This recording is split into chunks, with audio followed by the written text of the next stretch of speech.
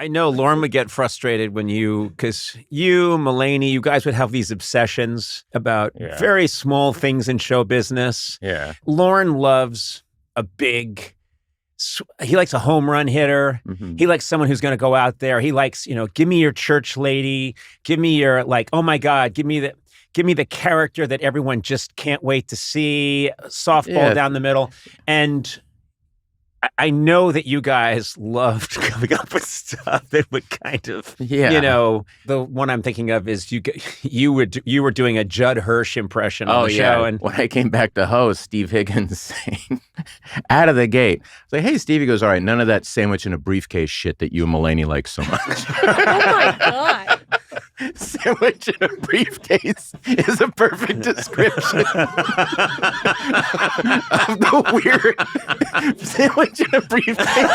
Made me laugh because that's so accurate. Where it'd be like, and I remember, we had a sandwich in a briefcase in a sketch and it got cut, and I told Mulaney, he wasn't there. Can I just share the concept real fast? Oh, yeah, sure. Oh, sorry. Yeah, the concept of those sketch, we'll edit here, everybody. Okay, and 3, 2, and.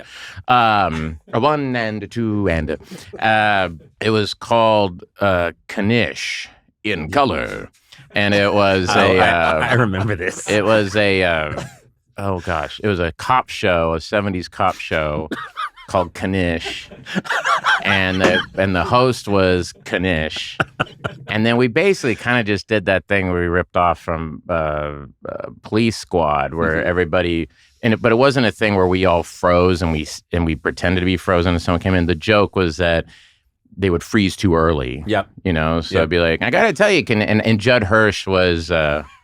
The captain, the man, it was like, and I'd enter scenes and I go, greetings and salutations, Knish. I say, you're right, Knish. Mayor Giuliano was setting all those fires. and you would walk in and it was like, I gotta tell you, Knish, no, it would freeze too early. Yes. But it was a thing that John and I would and Fred would get on it too, where the ideas that we would try that Lauren would just be like, no, like super arcane. Like we want to do one thing about Time Life. It was a guy, me and Fred, recording Time Life. It was like a Time Life commercial. It was like Time Life commercial thing. And it was like Jimi Hendrix, the Star-Spangled Banner. And then you slowly realize it's Woodstock. Yeah. And it was like John Lennon. And it was just, and we were laughing so hard. And it played like this. Everybody was like, why is that? Why is this happening? Why is this happening? And we were like, could not get through it. We were laughing so hard. And I just remember, it was one of those things, if you had seen it at SNL, everybody has their stacks of scripts and they're kind of reading along. And if something sucks, you'll just see someone in the middle of a sketch just go and just drop it on the floor. Yes. Oh my God. I saw that many times too. Everybody was just dropping it, looking at the next sketch. Like, there's no way we're doing this. And so when you see that, you just like take it slower. You're like, John Lennon. And looking at everybody. Twist the knife.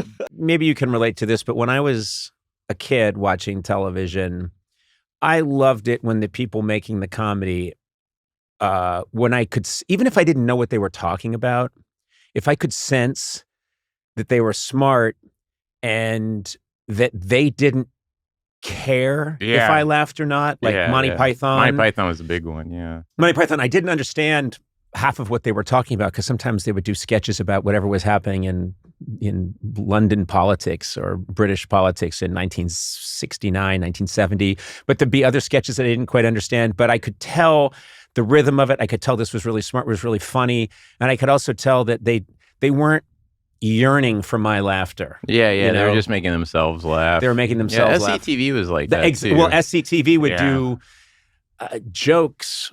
There was a Towering Inferno parody they did, where there's a big fire and it was and all the characters, and because there were so many different characters, I remember. Remember this? Yeah.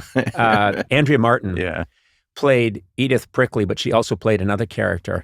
So there was one scene where they just had to put Andrea Martin was playing the other character in the scene. There's like 9 characters in the room, and they just had Edith Brickley, who always wore like a leopard skin pillbox hat. They clearly just put that on another actress and another actor, and had that actor turn their back, and so that they could do the sketch.